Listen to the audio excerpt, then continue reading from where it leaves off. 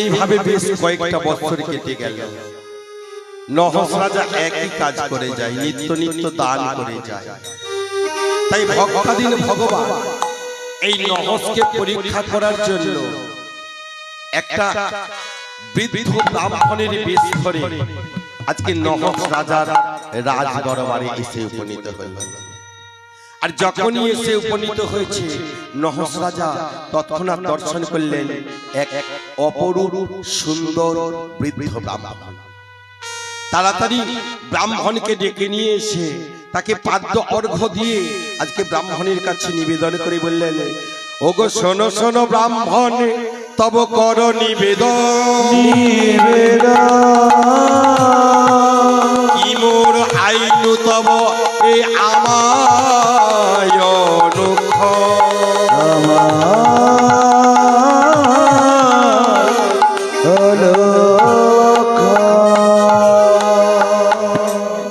হে ব্রাহ্মণ, আপনি কৃপা করে বলুন, আপনি আমার এই রাজ দরবারে কেন এসেছেন? বলুন ব্রাহ্মণ, আপনার জন্য আমি কি উপকার করতে পারি? বলুন, আপনি আমার কাছে আজকে যা চাইবেন আমি আপনাকে তাই দেব। জানেন ব্রাহ্মণ, এই আমার রাজ্যের অবন্তী নগরীর কোন প্রজা প্রত্যেকে যা চাই আমি তাকে তাই দান করি। তাই আপনি কৃপা করে বলুন আপনি কি চান। ওমা, অহংকার ক্রমে ক্রমে আজকে নহসকে গ্রাস করছে। তাই ব্রাহ্মণ বলল, শোনো, আমি তোমার কাছে বিশেষ কিছু জিনিস চাইব না, তবে চাবার পূর্বে তোমাকে আমায় কথা দিতে হবে আমি যা চাইব তুমি আমাকে তাই দেবে। রাজা নহস বলল, বলুন আপনি কি চান? আমি আপনাকে ত্রিসত্য অঙ্গীকারে বদ্ধ হয়ে বললাম, আপনি আমার কাছে যা কিছু চাইবেন সেটা যদি আমার রাজ্যের মধ্যে থাকে, দেবার মতন যদি আমার সামর্থ্য থাকে, আমি অবশ্যই দেব দেব দেব।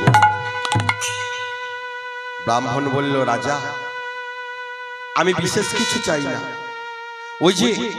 ওই যে তুমি রাজ সিংহাসনে বসে আছো, তুমি যখন রাজ সিংহাসনের মধ্যে উঠে বসো, যাবার পূর্বে শেষবার যে মাটিটাতে পা দিয়ে তারপর রাজ সিংহাসনে পা দিয়ে ওঠো।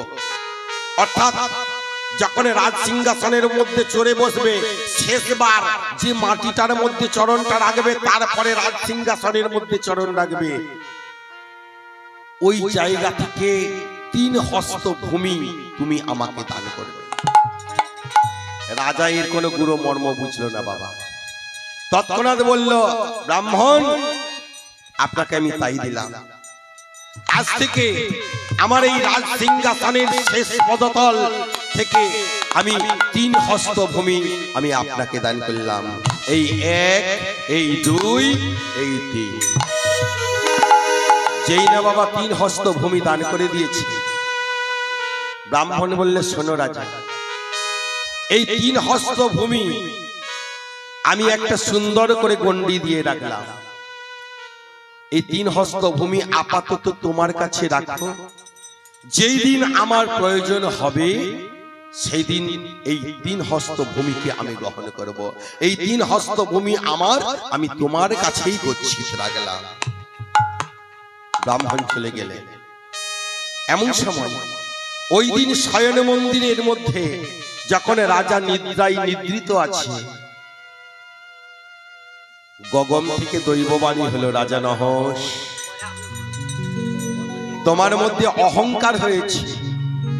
তুমি দেখো আমি কে গিয়েছিলাম তোমার কাছে। নহস রাজা দেখলেন শঙ্খ চক্র গদা পদ্মধারী নারায়ণ প্রভু আমার শ্রীহরির সামনে দাঁড়িয়ে আছে। মহারাজ আজকে নিদ্রায় নিদ্রিত থাকতে থাকতে বলল, আজকে আপনি কি চান বলুন, আপনার অভিপ্রায় কি? শোনো নহস, যে 3 হাত ভূমি তুমি আমাকে দান করেছো, এই 3 হাত ভূমি যদি তুমি কোনোদিনও স্পর্শ করো, তুমি দান অপরাধী অপরাধী হয়ে যাবে। বাবা, রাজা হরিশ্চন্দ্র যখন দান করেছিল, তাকেও অনেক কঠিন শর্ত, অনেক কঠিন পরীক্ষা দিতে হয়েছিল। তাহলে দান অপরাধী হয়ে যাবে তুমি কখন? যে 3 হাত ভূমিটা দান করেছো ওই ভূমিটাকে যদি কোনোদিনও তুমি স্পর্শ করো। এখন রাজা রাজ সিংহাসনে যাবে কেমন করে? রাজ সিংহাসনের ওপরে বসতে গেলে ওই ভূমির ওপর দিয়েই কিন্তু যেতে হবে। এই কথা চিন্তা করে নহস রাজা আর রাজ সিংহাসনে বসে না। প্রজাদের কল্যাণের চিন্তাই করে রাজ সিংহাসনে রাজা আর বসে না। কিন্তু যখন রাজা ক্রমে ক্রমে বৃদ্ধ হয়ে গেল, চিত্ত চাঞ্চল্য হয়ে গেল, একদিন রাজা এই অস্তিত্ব ভুলে গিয়ে, এই পূরবের কথা ভুলে গিয়ে হঠাৎ করে রাজা একদিন গিয়ে ওই রাজ সিংহাসনের মধ্যে বসে। আর যেই না বাবা রাজ সিংহাসনেতে বসেছে, এমন সময় গগন থেকে দৈববাণী হলো, রাজা নহস,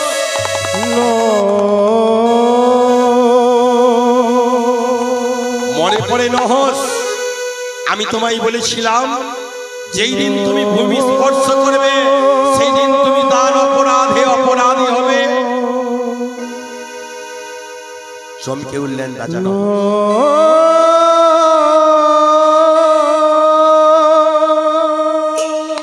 চমকে উঠলেন রাজা নহস, প্রভু আমি এ কি করলাম? আমি এ কি করলাম প্রভু? আমি তো জ্ঞানত এই কর্ম করিনি, আমি তো অজ্ঞানত কর্ম করেছি। আমি অজ্ঞানে বশত ওই 3 হাত ভূমির বুকে স্পর্শ করেছি। প্রভু তুমি আমায় ক্ষমা করো, তুমি আমাকে মার্জনা করো, তুমি আমায় ক্ষমা করো দয়াময়।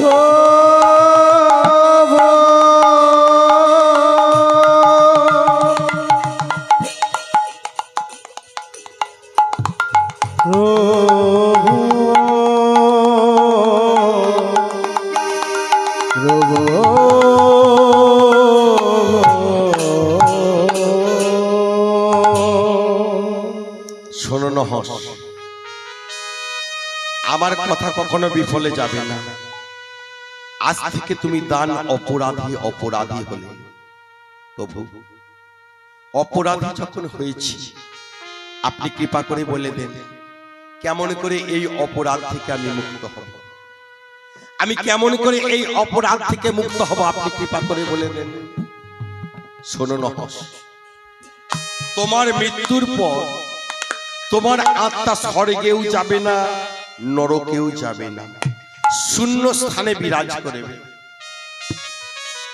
তোমার মৃত্যুর পর পারলৌকিক ক্রিয়া সম্পাদনের কিছুদিনের মধ্যে যদি তোমার পুত্র নরমেধ যজ্ঞ করতে পারে তাহলে কিন্তু তোমার আত্মা স্বর্গে যাবে। আর যদি তোমার পুত্র নরমেধ যজ্ঞ না করতে পারে তাহলে তোমার আত্মা ওই নরকে গিয়ে বলে জনম জনম নরম যন্ত্রণা ভোগ করিবে।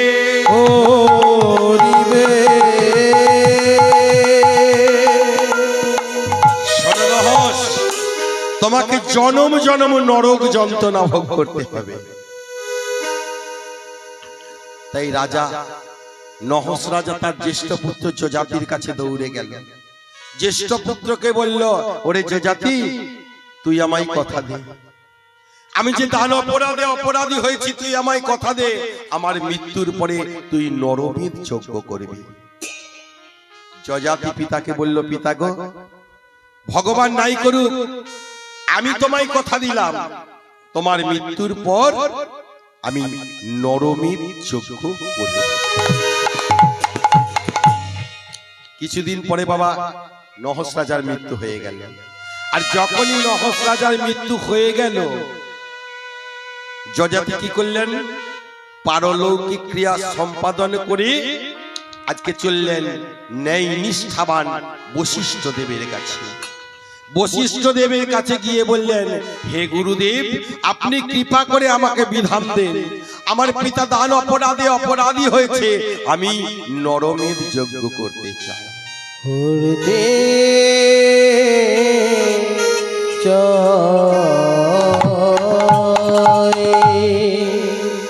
ন্যায় নিষ্ঠাবান বশিষ্ঠ দেব বলল, যজাতি, তুমি অবন্তী নগরের রাজা, এই নরমেধ যজ্ঞ করাটা তোমার পক্ষে সাজে। কেন করবে? আমি কেন করতে পারবো না? আমি নরমের যজ্ঞ কেন করতে পারবো না বলুন গুরুদেব? শোনো যে জানতাম, এই নরমের যজ্ঞ যদি করতে হয়, এই নরমের যজ্ঞের অনেক কঠিন কঠিন বিধান আছে, এই নরমের যজ্ঞের অনেক বড় বড় বিধান আছে। এই বিধানটাকে তুমি মানতে পারবে না, এই বিধানটাকে তুমি পালন করতে পারবে না। গুরুদেব, পুত্রের কর্তব্য হলো পিতার আত্মাকে শান্তি দেওয়া। একটা পুত্রের কর্তব্য, মা, পিতামাতার ঋণ তো কোনোদিনও শোধ করা যায় না। তারা যখন বেঁচে থাকে তাদেরকে যেমন লালন পালন করতে হয়, এমনকি তাদের মৃত্যুর পরও তাদের আত্মা যাতে সদ্গতি হয়। লক্ষ্য করে দেখবেন, পিতামাতা মারা যাবার পর যারা বৈষ্ণব সমাজ আছেন, আবার যারা ব্রাহ্মণ সমাজে আছেন, আবার যারা বৈশ্য ক্ষত্রিয় শূদ্র কুলে আছে, যাদের যেটা ক্রিয়া, বৈষ্ণবরা মনে মনে চিন্তা করে এই দেহটার মধ্যে যেহেতু প্রাণ নামক ভগবান আছে, তাই এই দেহটাকে কি করতে হবে? এই দেহটাকে আগুনেতে ভস্মীভূত করা যাবে না, এই দেহ মন্দিরটাকে সমাধিস্থ করতে হবে।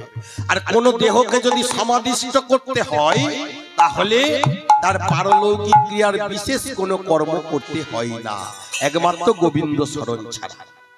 যার জন্য এই বৈষ্ণব যারা আছেন তাদের শ্রাদ্ধাদি ক্রিয়া করতে হয় না।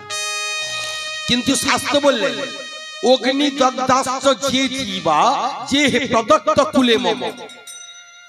কোন দেহকে যদি আগুনেতে দগ্ধ করা হয়, তাহলে দেহটা পুড়ে ছাই হয়ে গেল। পুড়ে ছাই হয়ে যাবার পর সেই দেহটা যখন পুনরায় আরেকটা দেহ ধারণ করবে, ওমা, আত্মতত্ত্বের কথাটা কেমন? জীব যখন মারা যায়, মানুষ যখন মারা যায়, আত্মাটা তিনটে ভাগে বিভক্ত হয়। একটার নাম হলো জীবাত্মা, দ্বিতীয়টার নাম হলো প্রেতাত্মা, তৃতীয়টার নাম হলো পরমাত্মা। জীবাত্মার কাজ কি? সে পুনরায় জন্মগ্রহণ করে। দেখবেন না, যদি দাদুর মতন দাদু মারা যায়, কিছুদিন পরে যদি একটা ওই বংশে সন্তান হয়, বলে না সেই দাদুর মতনই দেখতে হয়েছে, একই অবয়ব হয়েছে। সেটা হলো জীবাত্মার কর্ম। আর প্রেতাত্মা, প্রেতাত্মা সারা জীবন ঘুরে বেড়ায়। তার প্রমাণটা কি? আমরা যখন কোনো অনুষ্ঠান করি, বিবাহ, উপনয়ন বা যে কোনো সামাজিক অনুষ্ঠান করি, তখন আমাদেরকে কি করতে হয়? পিতা, পিতামহ, প্রপিতামহ, বৃদ্ধ পিতামহ, অতিবৃদ্ধ পিতামহ, অত্যবৃদ্ধ পিতামহ, মাতামহ, পিতামহী, প্রত্যেকের নাম করে করে তাদেরকে আবাহন করে তাদের উদ্দেশ্যে জলদান করে তারপরে আমরা যে কোনো শুভ কর্ম করতে পারি। কেন করি? ওই আত্মাটা যদি পুনরায় জন্ম নিয়ে নিল, তাহলে আমরা তাদেরকে আবার স্মরণ করব কেন? না, এটা হলো প্রেতাত্মার কাজ। আর তৃতীয় হলো পরমাত্মা। আপনি যেমন কর্ম করেছেন, যেটুকু সুকর্ম করেছেন, সেই সুকর্মের গুণেতে আপনার আত্মার এক অংশ ভগবানের চরণের সঙ্গে বিলীন হয়ে যায়, যেটার নাম হলো পরমাত্মা। নিতাই গৌর হরি বল। তাই আজকে যখন পারলৌকিক ক্রিয়া সমাধান হয়ে গেছে, ন্যায় নিষ্ঠাবান বশিষ্ঠ দেব বলছে, বলে করুণা করুণা যজ্ঞ তুমি করো না হে, করুণা এই নরমের যজ্ঞের মধ্যে যে বড় বড় বিধান আছে, এই বিধান রাজা যজাতি তুমি সইতে পারবে না। সহিতে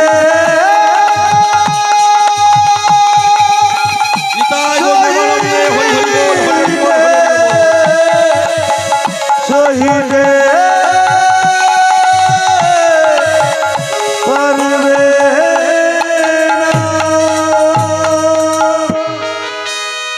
তুমি সহ্য করতে পারবে না। বলুন না গুরুদেব, পিতার আত্মা শান্তি দেবার জন্য আমাকে যাই কর্ম করতে হোক না কেন আমি করব। তবু আপনি কৃপা করে একবার বলুন, এই নরমের যজ্ঞ করতে গেলে আমাকে কোন কোন বস্তু সংগ্রহ করতে হবে, কোন কোন বিধিকে আমাকে মেনে চলতে হবে। এবার বাবা ন্যায় নিষ্ঠাবান বশিষ্ঠ দেব বলছে, শোনো, এই নরমের যজ্ঞ করতে গেলে কি করতে হবে জানো? শোনো, আমি তোমার কাছে বলে যাই, বলে ৮০ লক্ষ মুনি চাই করিতে সম্বাহ। ৮০ লক্ষ মুনি চাই করিতে সম্বাহ। ৮০ লক্ষ মুনি চাই করিতে সম্বাহ। ৮০ লক্ষ মুনি চাই করিতে সম্বাহ। পট্ট বস্ত্র দিয়া তাদের করিবে বড়। পট্ট বস্ত্র দিয়া তাদের করিবে বড়। পট্ট বস্ত্র দিয়া তাদের করিবে বড়। পট্ট বস্ত্র দিয়া তাদের করিবে বড়।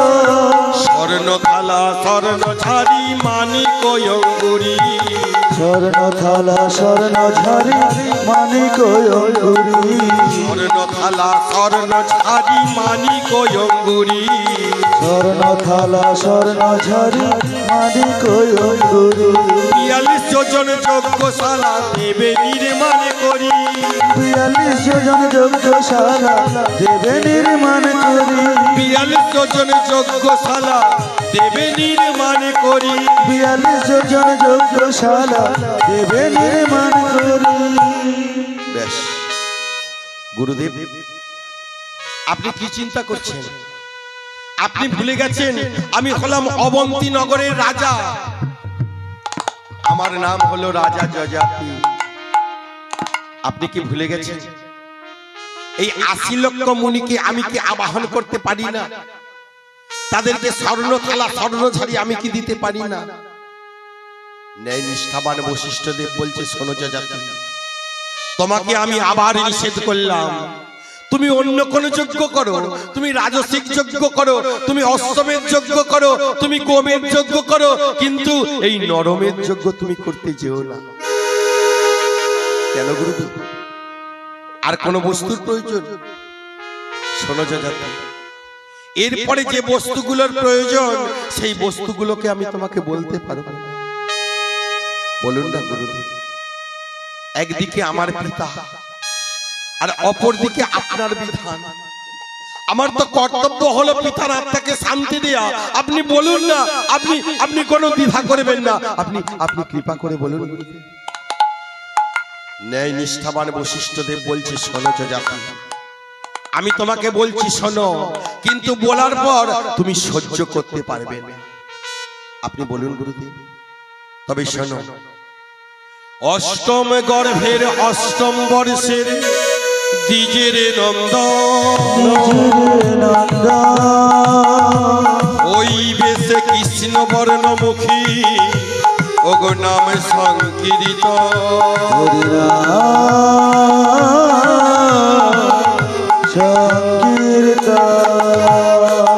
অগ্নিকুণ্ডে বাড়ি তারে তুমি দেবে বিসর্জন। যদি প্রাণ ভয়ে কেঁদে ওঠে ব্রাহ্মণ নরমেদ যজ্ঞ তব না হবে পুরো।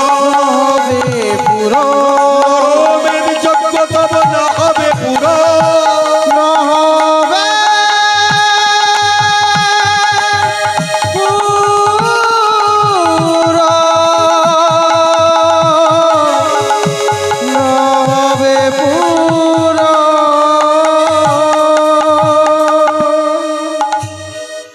কি বললেন গুরুদেব?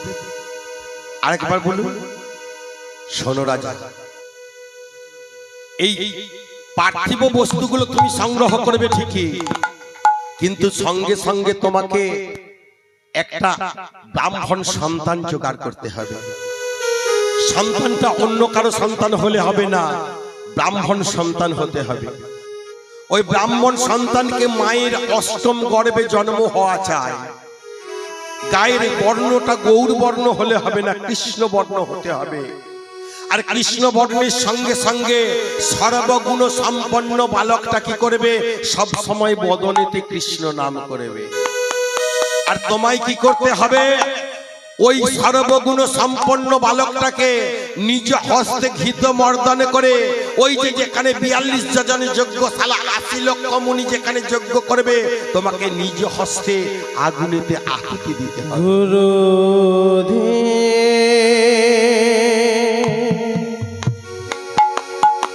গুরু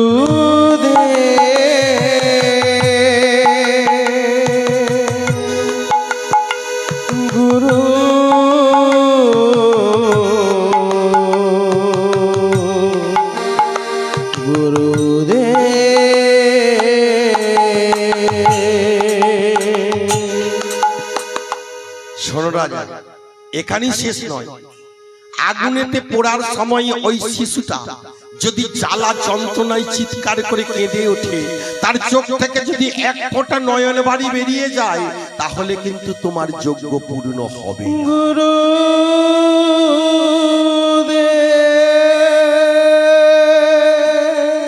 বলো বলো রাজা, তুমি পারবে? তুমি তো কারো সন্তানের পিতা, তোমার তো সন্তান আছে, তুমি পারবে? একজন ব্রাহ্মণ সন্তানকে নিয়ে এসে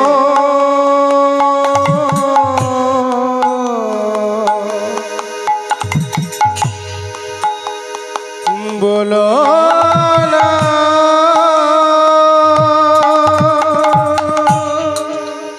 তুমি পারবে রাজা একজন ব্রাহ্মণ সন্তানকে নিয়ে এসে ওই অষ্টম বর্ষের বালকটাকে আগুনেতে আহুতি দিতে?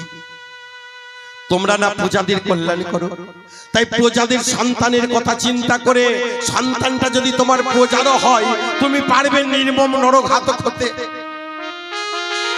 চুপ করে থেকো না রাজা, তুমি চুপ করে থেকো না, বলো, উত্তর দাও, বলো তুমি পারবে, বলো তুমি পারবে, বলো তুমি পারবে।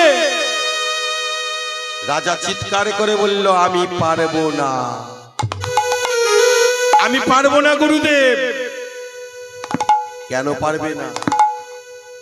তোমার পিতার আত্মাকে তুমি শান্তি দেবে না, তোমার পিতার আত্মাকে তুমি স্বর্গে পাঠাবে না। রাজা যযাতি গুরুদেবের চরণ দুটিকে জড়িয়ে ধরে বলছে, গুরুদেব, সন্তান তো আমার নয়, সন্তানটা ব্রাহ্মণ সন্তান হতে হবে।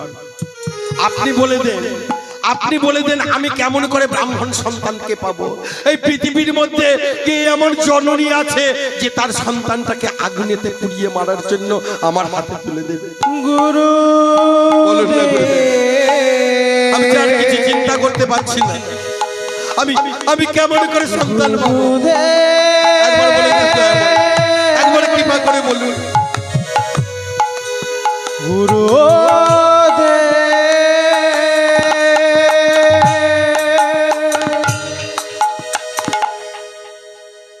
ন্যায় নিষ্ঠাবান বশিষ্ঠদেব মনে মনে চিন্তা করল, রাজা যদি যজ্ঞ না করে তাহলে তো নহসের আত্মা স্বর্গে যাবে না, আবার অপর দিকে একটা সন্তানের জীবন।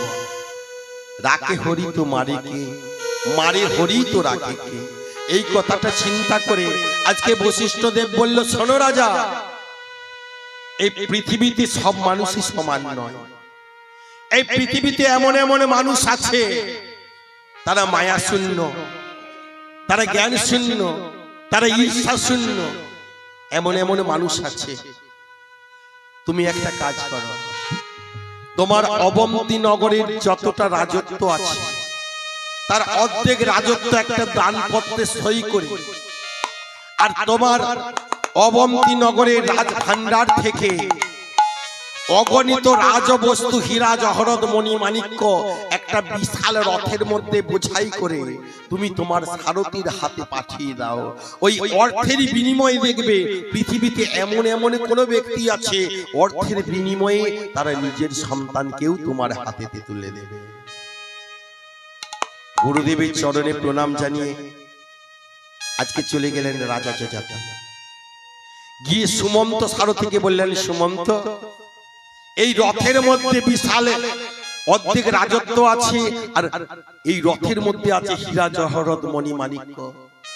এতগুলো অর্থের বিনিময়ে, এতগুলো দামি বস্তুর বিনিময়ে, এই অর্ধেক রাজত্বের বিনিময়ে তুমি চলে যাও, একটা সর্বগুণ সুসম্পন্ন বালকের সন্ধান করবে, আর ৮০ লক্ষ মুনি যাদেরকে আনয়ন করবে তাদেরকে তোমারই দায়িত্ব রইল। ৮০ লক্ষ মুনি গণকে তোমাকে আমার কাছে নিয়ে আসা। সুমন্ত সারথী কি করলো? মহারাজের চরণে প্রণাম জানালো। মহারাজের চরণে প্রণাম জানিয়ে রথের উপরে চড়ে বসলো। মহাজন বললেন, জয় হরি বলে শুভ যাত্রা হইল। জয় হরি বলে শুভযাত্রা হইল। জয় হরি বলে শুভ যাত্রা হইল। আজ জয় হরি বলে শুভযাত্রা হইল।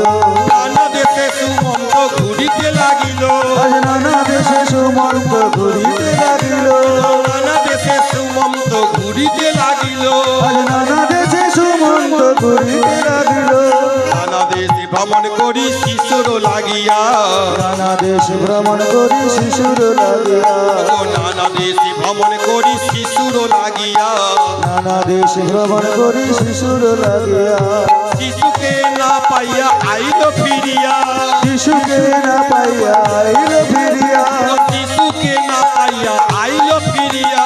শিশুকে না পাইয়া আইল ফিরিয়া। সুমন্ত সারথী নানা দেশ দেশান্তরে ঘুরল, কিন্তু সর্বগুণ সম্পন্ন বালক পেল না। তাই সুমন্ত সারথী মনে মনে স্থির করলো, আমাকে সবার প্রথম মুনি ঋষিগণের চরণ আশ্রয় করতে হবে। তাই সুমন্ত সারথী চলে গেল কোথায়? পূর্ববঙ্গের উত্তর সীমান্তে, যেখানে অসংখ্য ব্রাহ্মণের বাস ছিল, যেখানে অসংখ্য মুনি ঋষিগণের বাস ছিল। ওইখানেতে সুমন্ত শঙ্খ ধ্বনি করে, শঙ্খের ধ্বনি শুনে ব্রাহ্মণগণ, বৈষ্ণবগণ, মুনিগণ, ঋষিগণ সকলে ধাইয়া চলে, ভাইয়া চলে।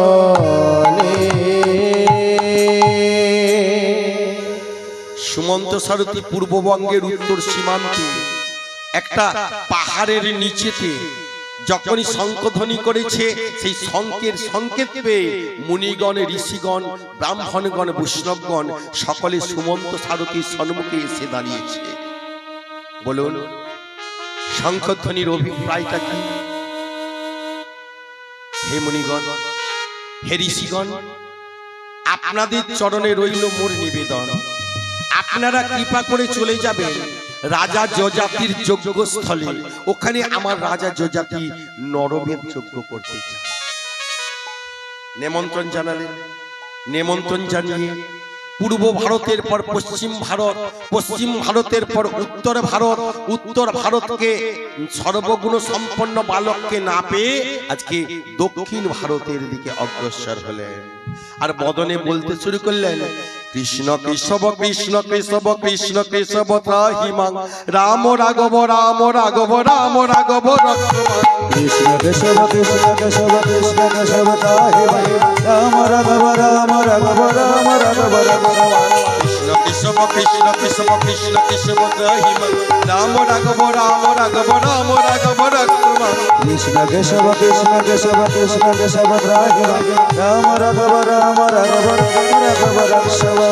কৃষ্ণ কেশব কৃষ্ণ কেশব কৃষ্ণ কেশব ত্রাহিমাং, রাম রাঘব রাম রাঘব রাম রাঘব রক্ষমাং। কৃষ্ণ কেশব কৃষ্ণ কেশব কৃষ্ণ কেশব ত্রাহিমাং, রাম রাঘব রাম রাঘব রাম রাঘব রক্ষমাং। কৃষ্ণ কেশব কৃষ্ণ কেশব কৃষ্ণ কেশব ত্রাহিমাং, রাম রাঘব রাম রাঘব রাম রাঘব রক্ষমাং।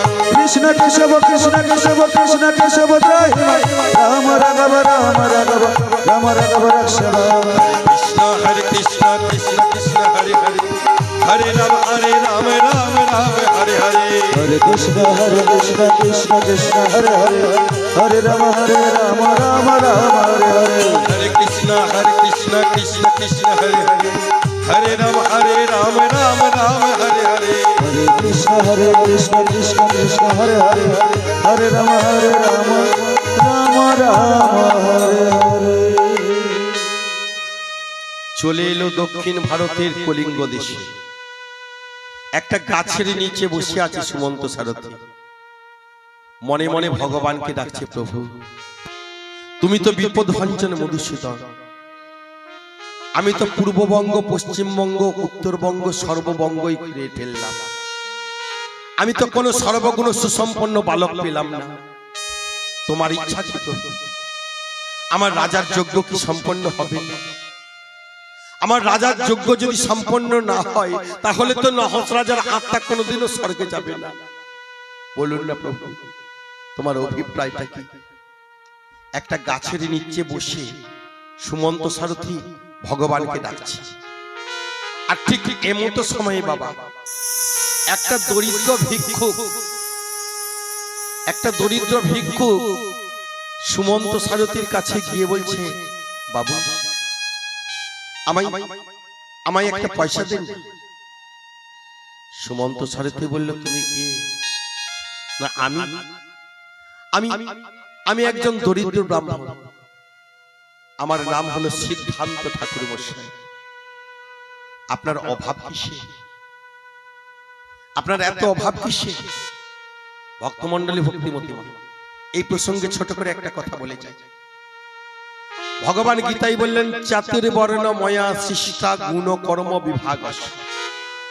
আমাদের যে চারটি বর্ণ আছে, ব্রাহ্মণ, বৈশ্য, ক্ষত্রিয়, শূদ্র, কিন্তু কেউ ব্রাহ্মণ অর্থাৎ ব্রাহ্মণ কুলে জন্মগ্রহণ করলে তারা যে বংশ পরাক্রমে ব্রাহ্মণ হবে এর কোনো মানে নেই।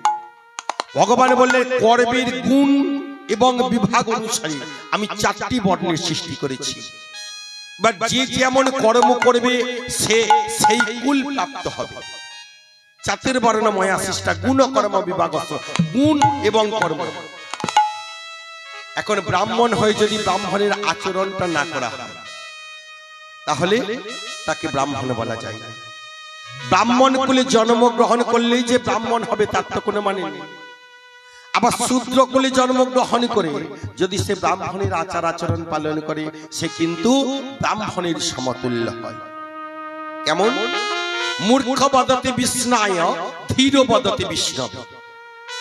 একজন মূর্খ ব্যক্তি, সে ভগবানের পূজা করছে, ব্যাকরণগত ভাবে ভাষাটা ভুল, একটা সচন্দন তুলসী পত্র নিয়ে মনের মধ্যে এক রাস ভক্তি নিয়ে বলছে, এতৎ সচন্দন তুলসী পত্রম বহুরূপায় শ্রী বিষ্ণায় নমঃ। যারা ব্রাহ্মণ আছেন তারা জানবেন ব্যাকরণগত ভাবে ভাষাটা ভুল, কিন্তু একজন পণ্ডিত ব্যক্তি তিনিও মনের মধ্যে এক রাস ভক্তি নিয়ে ভগবানের আরাধনা করছে, সচন্দন তুলসী পত্র দিচ্ছে, এতৎ সচন্দন তুলসী পত্রম বহুরূপায় শ্রী বিষ্ণবে নমঃ।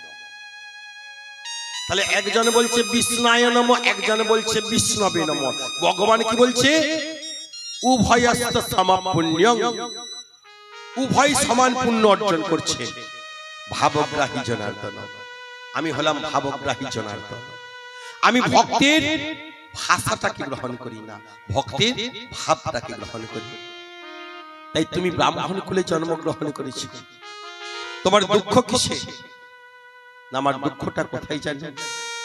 আমি ব্রাহ্মণ হয়েছি কিন্তু আমার বাড়ির মধ্যে 8খানা সন্তান, আমার বাড়ির মধ্যে 8খানা সন্তান, আমি ব্রাহ্মণের আচার আচরণ করতে পারিনি, ভিক্ষায় আমার দিন চাই। তাই 8খানা সন্তানের মুখে কোনোদিনও কিছু তুলে দিতে পারি, আবার কোনোদিনও অন্ন তুলে দিতে পারি না। দাও না আমাকে একটা পয়সা, আমি তোমার কাছে চিরকৃতজ্ঞ থাকবো। সুমন্ত সারথী বললেন, আচ্ছা ঠাকুর মশাই, আপনাকে আমি কিছু অর্থ দান করলাম, বিনিময়ে আপনি আমার সঙ্গে কিছুক্ষণ কথা বলবেন? বলো বলো, তুমি আমার কাছে কি জানতে চাও? না, আপনি না বললেন আপনার বাড়িতে 8খানা সন্তান? হ্যাঁ, আমার বাড়িতে 8খানা সন্তান। আচ্ছা ঠাকুর মশাই, আপনার সব থেকে যে ছোট সন্তানটা, ওই ছোট সন্তানটার বয়স কত? আমার ছোট ছেলেটার বয়স এই সবে মাত্র 8 বছর হয়েছে। আচ্ছা ঠাকুর মশাই, আর একটা কথা আপনাকে জিজ্ঞাসা করি, আপনার ছোট ছেলেটা দেখতে কেমন? যেই না বলেছি ছোট ছেলেটা দেখতে কেমন, তৎক্ষণাৎ ব্রাহ্মণ আমার রেগে গেছে, বললে শোনো, ওই ছোট ছেলের কথা আমার কাছে আর বলো না, তুমি আরো 7টা সন্তানের কথা বলো, আমার স্ত্রী ভদ্রাবতীর কথা বলো, আমি বলবো, কিন্তু ওই জ্ঞানহীন কুলহীন ছোট সন্তানের কথা আমার কাছে তুমি বলো না। বলো না। কেন ঠাকুর মশাই? বাড়ির বড় সন্তান আর ছোট সন্তান তো বড় আদরের হয়, কিন্তু আপনি ছোট ছেলেকে জ্ঞানহীন কুলহীন বলছেন কেন? কেন বলি জানো বাবা? এই তো সংসারে আমার এত অভাব, যখন সংসারের অভাবের তাড়নাতে আমি সন্তানদের বদনেতে এক মুষ্টি অন্ন তুলে দিতে পারি না, একটু খাবার তুলে দিতে পারি না, সব সন্তানগুলোই সহ্য করে নেয়, সব সন্তানগুলোই আমার সহ্য করে নেয়, কিন্তু আমার ওই ছোট ছেলেটা সহ্য করে না। কি করে জানো? যখনই তার ক্ষুধা পায়, যখনই তার তৃষ্ণা পায়, যখনই তার কষ্ট হয়, সে কি করে? বলে কৃষ্ণ বলে কেঁদে ওঠে, কৃষ্ণ বলে কেঁদে ওঠে, কৃষ্ণ বলে কেঁদে ওঠে, কৃষ্ণ বলে কেঁদে ওঠে, হরি হরি বলতে থাকে, কৃষ্ণ বলে কেঁদে ওঠে। হরি হরি বলতে থাকে, কৃষ্ণ বলে কেঁদে ওঠে। তুমি বলো না সারথী, যে ভগবান আমাকে পৃথিবীতে পাঠিয়েছে, 8খানা সন্তান দিয়েছে, অথচ দেখো আমার সংসারের মধ্যে এত অভাব। এটা তো হবেই তো মা। ব্রাহ্মণ, অপরাধ মার্জনা করবেন কেউ ব্রাহ্মণ থাকলে। ব্রাহ্মণ এমন একটা জাতি, তাকে যদি হাজার হাজার ধন দৌলত দেওয়া হয়, সে সেটাকে রক্ষা করতে পারে না, সে কোনোদিনও রাখতে পারে না। অভাব তার চিরসঙ্গী। কেন? সেই মা সীতা অভিশাপ দিয়েছিলেন। যখন পিণ্ডদান করেছিল সীতা দেবী, তখন সাক্ষী দেবার জন্য ব্রাহ্মণের কাছে যখন গেল, ব্রাহ্মণ তৎক্ষণাৎ বলল, আমি জানি না সীতা পিণ্ডদান করেছে কিনা। সীতা দেবী তৎক্ষণাৎ অভিশাপ দিয়েছিলেন, হে ব্রাহ্মণ, আপনি মিথ্যা কথা বললেন, অভিশাপ দিলাম। কোনোদিনও আপনার অভাব পূর্ণ হবে না। আপনি শত ধন দৌলত ঐশ্বর্য থাকলেও আপনার অভাব কোনোদিনও পূর্ণ হবে না। ভক্তমণ্ডলী, ভক্তিমতী মা, তাই আজকে সিদ্ধান্ত ঠাকুর মশাই বলছে, শোনো, এই তো এত অভাব, অভাবের তাড়নায় যে ভগবান আমাকে একটু ধন দৌলত দিল না, যে ভগবান আমাকে একটু ঐশ্বর্য দিল না, আমার সংসারের মধ্যে এতগুলো সন্তানকে দিয়েছে, সেই ভগবানকে কি ডাকতে ভালো লাগে? লাগে। আমি ডাকি না, আমি ডাকি না। তাই আমার ছোট ছেলে কি করে? সব সময় কানের গড়ায় হরি বল হরি বল হরি বল বলতে থাকে। তাই তাই ওই ছোট ছেলেকে আমি মোটেই সহ্য করতে পারি না। ওই ছোট ছেলেটার যদি আমার মৃত্যুও হয়, আমি নয়ন থেকে এক বিন্দু অশ্রু বাড়ি নিক্ষেপ করব না। ওমা, অভিমানটা কতটা দেখে। পিতা বলে, ছোট ছেলেটার যদি মৃত্যুও হয়, আমার কোনো দ্বিধা থাকবে না, আমি চোখ থেকে অশ্রু বাড়ি নিক্ষেপ করব। ঠাকুর মশাই, আপনাকে একটা কথা বলবো। এই রথের মধ্যে আছে অসংখ্য হীরা জহরত মণিমাণিক্য, তার সঙ্গে আছে অবন্তী নগরীর অর্ধেক রাজত্ব। আপনি এই সমস্ত কিছু নিয়ে, সমস্ত কিছুর বিনিময়ে আপনি আপনার ওই ছোট ছেলেকে আমার হাতে তুলে দেন। কেন গো? আমার ছেলেকে নিয়ে গিয়ে তোমরা কি করবে? মিথ্যা কথা বলবো না। আমার নহস রাজার নরমের যজ্ঞের আহুতি বানাবো আপনার ওই জ্ঞানহীন, কুলহীন, কুলাঙ্গার সন্তানকে। সঙ্গে সঙ্গে সিদ্ধান্ত ঠাকুর মশাই সুমন্ত সারথীর হাতটাকে ধরে বলল, সারথী, আপনি এখনই আমার সন্তানকে নিয়ে যান। আপনি কৃপা করে আমার বাড়িতে আসুন। আমার সন্তানটা ওই গুরু মহাশয়ের কাছে পড়তে গেছে, আমি তাড়াতাড়ি তাকে ডেকে নিয়ে আসছি। ওমা, শাস্ত্র বললেন, কৃষ্ণ ভজিবার তরে সংসারেতে আইনু, মিছে মায়ায় বদ্ধ হয়ে বৃক্ষ সম হইল। মায়ার বশীভূত হয়ে আমরা সবকিছুই ভুলে যাই। তাই সুমন্ত সারথীর হাতটাকে ধরে ধরে নিয়ে এসে আজকে বাড়ির মধ্যে বসিয়ে আজকে কুশধ্বজকে পাঠশালাটাকে ডাকতে গেছে সিদ্ধান্ত ঠাকুর মশাই।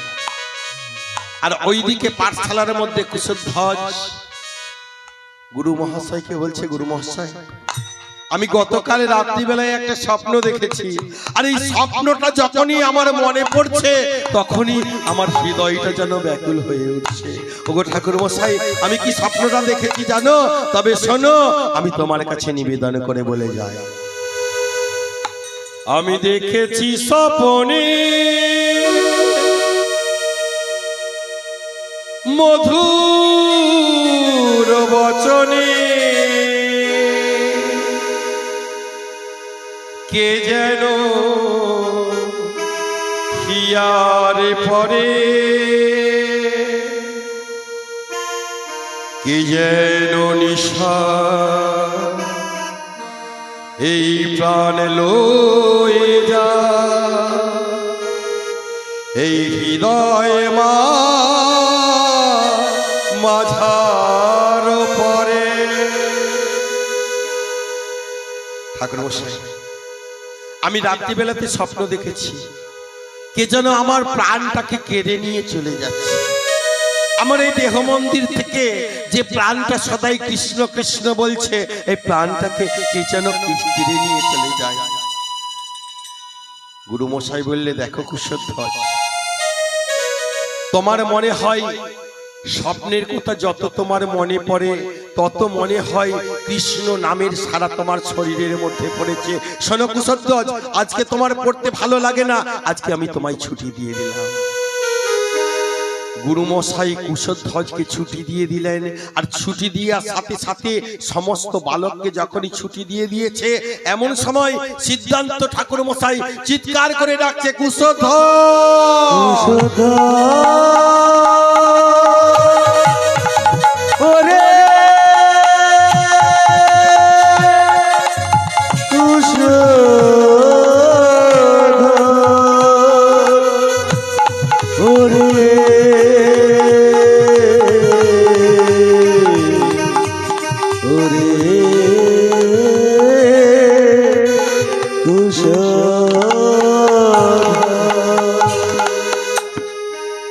কুশধ্বজ মনে মনে চিন্তা করছি, আমার পিতা তো কোনোদিনও আমাকে পাঠশালা থেকে ডাকতে আসেনি।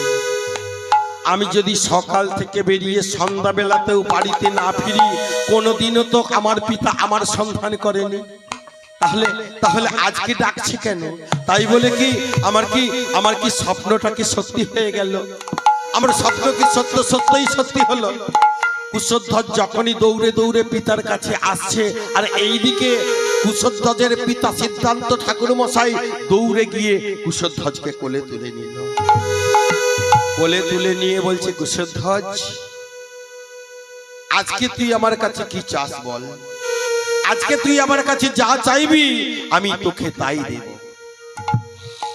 কুশধ্বজ মনে মনে চিন্তা করছে, ভিক্ষাতে যাদের দিন যাপন হয়, ভিক্ষা পেলে দিন চলে, ভিক্ষা না পেলে দিন চলে না। তাহলে আমার পিতার কাছে এমন কি বস্তু আছে যে বস্তুটা দিয়ে আমার মনের ইচ্ছা পূর্ণ করবে? পিতা বলে যায় যে আমি যা চাইবো আমাকে নাকি তাই দেবে।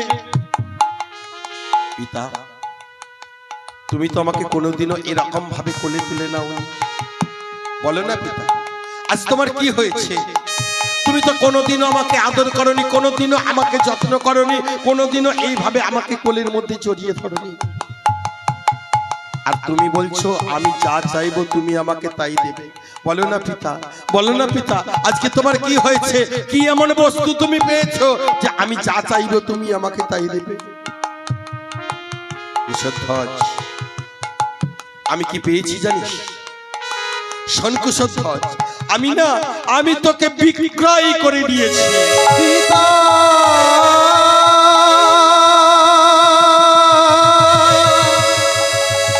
পিতা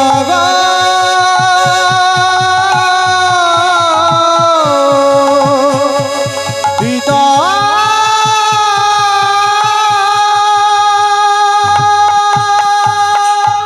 শোন কুশধ্বজ, আমি তোকে বিক্রয় করে দিয়েছি, তুই হবি নহস রাজার যজ্ঞের আহুতি।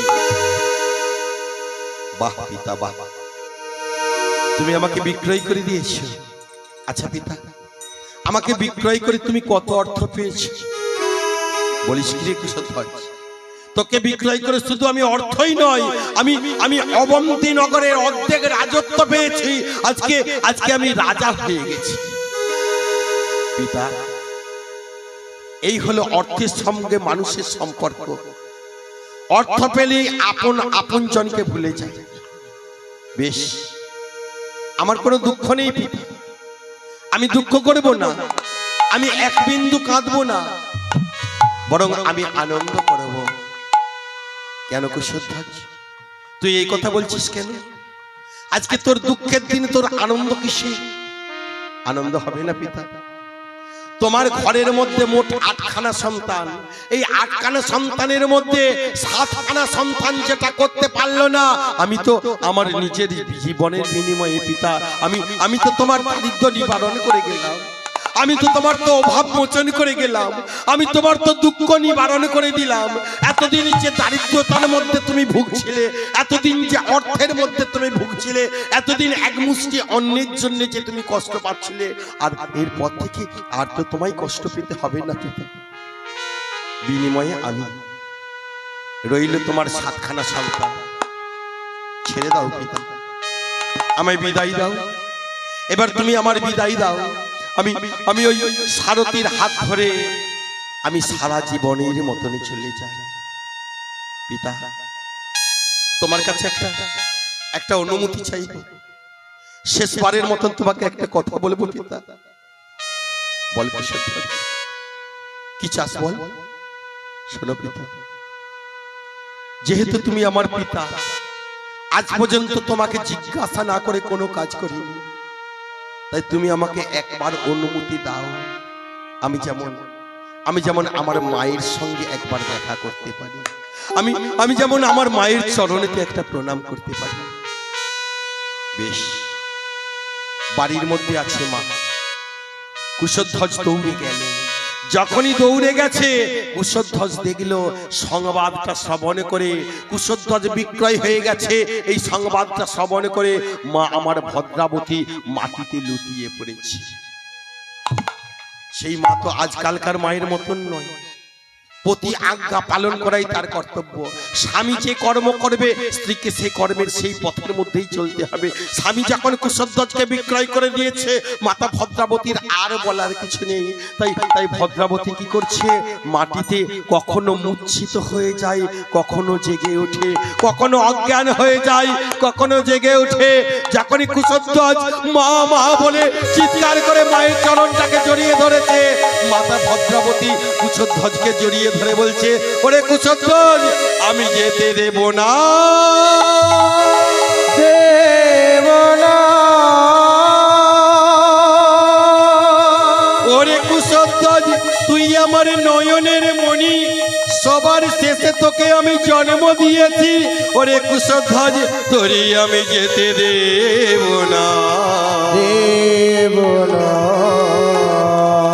বুকেতে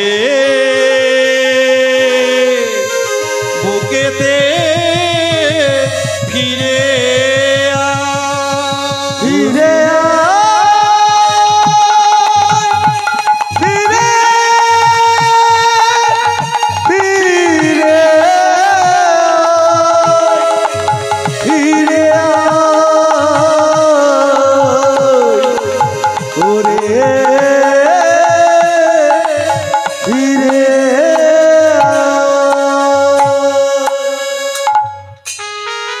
মা ভদ্রাবতী কুশধ্বজকে জড়িয়ে ধরে বলছে, কুশধ্বজ, তোর পিতা তোকে বিক্রয় করে দিলেও আমি তোকে যেতে দেব না। কুশধ্বজ মায়ের চরণে প্রণাম জানিয়ে বলছে, মাগো, নিয়তি কেন বাধ্যতে, এই পৃথিবীর নিয়তির মায়াতে, নিয়তির হাতে আমরা সকলেই শিকার। নিয়তি বিধি ভগবানকে পর্যন্ত মানতে হয়, আর আমরা তো মানব। তবে মা, তোমায় কথা দিয়ে গেলাম, নাম যদি সত্য হয়, কৃষ্ণ যদি সত্য হয়, ভগবান যদি সত্য হয়, তাহলে হয়তো একদিন না একদিন তোমার কাছে আমি আবারও ফিরে আসব। কিন্তু পিতা যখন আমায় বিক্রয় করে দিয়েছে, পিতা যখন আমাকে বিক্রয় করেছে, তুমি আমাকে বিদায় দাও। আমি সারা জীবনের জন্য তোমার চরণে প্রণাম জানিয়ে আমি চলে যাই। তুমি আমায় বিদায় দাও। যাবার বেলা একটি কথা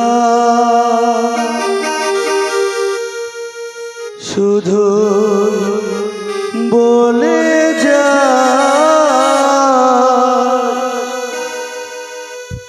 জনম জনম এই হরিনা আমি যেন গাই। যাবার বেলা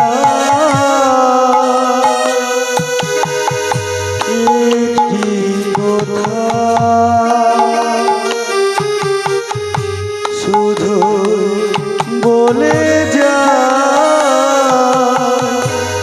জনম জনম এই হরিনা আমি যেন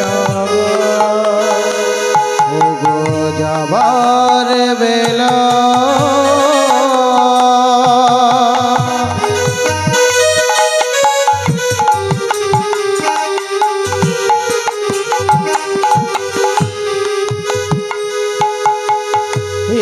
একটি কথা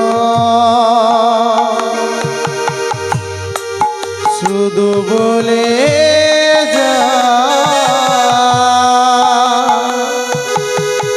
জনম জনম এই হরিনা আমি যেন গাই। যেদিন আমি থাকবো না গো যাব দূরে যেদিন আমি থাকবো না গো যাব দূরে সাঁঝের প্রদীপ জ্বালিয়ে দিও কৃষ্ণ নামের সুরে যেদিন আমি থাকব না গো যাব বহু দূরে সাঁঝের প্রদীপ জ্বালিয়ে দিও মাগো কৃষ্ণ নামের সুরে। যেদিন আমি থাকবো না গো যাব দূরে সাঁঝের প্রদীপ জ্বালিয়ে দিও কৃষ্ণ নামের সুরে যেদিন আমি থাকব না যাব বহু দূরে সাজের প্রদীপ জ্বালিয়ে দিও মা কৃষ্ণ নামের সুরে। যাবার বেলা একটি কথা শুধু বলে যা জনম জনম এই হরিনা আমি যেন ওরে যাবার বেলা